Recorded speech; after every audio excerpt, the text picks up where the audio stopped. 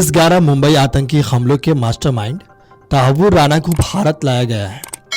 कई सालों के संघर्ष के बाद तहव्वुर राणा को भारत लाया गया है। उसका अमेरिका से सफल प्रत्यार्पण हुआ है। अब राणा से एनआईए के सवाल जवाब शुरू होने वाले हैं।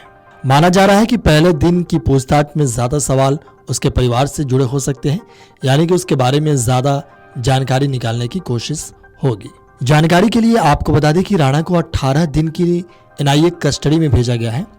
इन 18 दिनों में ही 26/11 हमले को पूरी तरह डिकोड किया जाएगा। उसकी भूमिका के बारे में सवाल जवाब होंगे और पाकिस्तान कनेक्शन के भी सबूत इकट्ठे किए जाएंगे। वैसे एक तरफ इस मामले में एनआईए की जांच चलेगी, तो वहीं दूसरी तरफ इस पर राजनीति तो अभी से ही शुरू हो गई है। इस बीच एक अहम खुलासा सामने आया है। जांच में सामने आया है कि तहव्वुर राणा हमले से ठीक पहले 13 नवंबर से 21 नवंबर 2008 के बीच वेस्ट यूपी के आगरा के साथ साथ हापुड़ और मेरठ में मौजूद था। हापुड़ में अपने रिश्तेदारों के यहाँ उनके रुकने की भी पुष्टि हुई है। मेरठ में भी उसकी रेकी की आशंका जताई जा रही है। हालांकि मेरठ पुलिस को अब तक इस संबंध में किसी एजेंसी से औपचारिक जानकारी नहीं मिली है, लेकिन ये सूत्रों के हवाले से ऐसी खबरें कही जा रही है। एनआईए और अन्य एजेंसियों की ओर से तहव्वुर राणा से पूछताछ जारी है। ऐसे में माना जा रहा है कि वेस्ट यूपी से जुड़े कई राज अब सामने आ सकते हैं।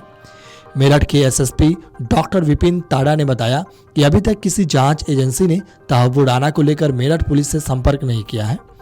इसके बावजूद खुफिया एजेंसी इस पूरे मामले की गहराई से जांच में जुटी है। यूपी पुलिस भी उनके इनपुट का इंतजार कर रही है। सूत्रों की मिली जानकारी के मुताबिक तहव्वुर राणा की 26/11 हमले से पहले की गतिविधियां बेहद संदिग्ध है।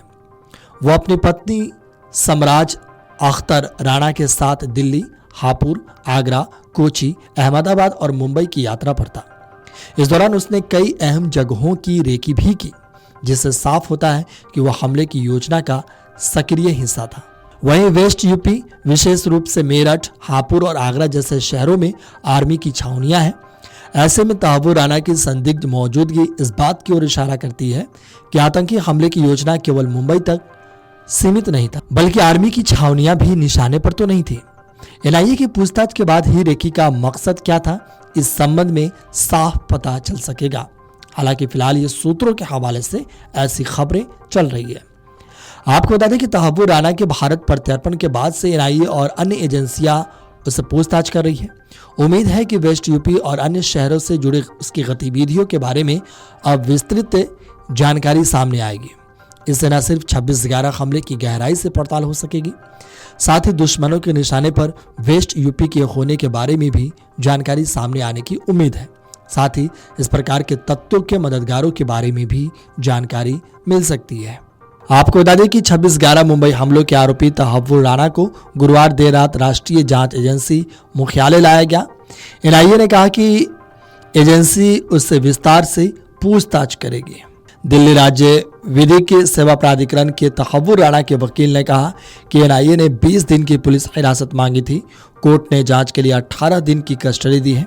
कोर्ट ने निर्देश दिए हैं कि हिरासत में लेने से पहले और अगली तारीख पे पेश होने से पहले भी मेडिकल टेस्ट होंगे और इस बीच में जो भी मेडिकल जरूरत है उसे पूरा किया जाएगा। आने वाले समय में तहव्वुर राणा को शारीरिक रूप से ही कोर्ट के सामने पेश किया जाएगा।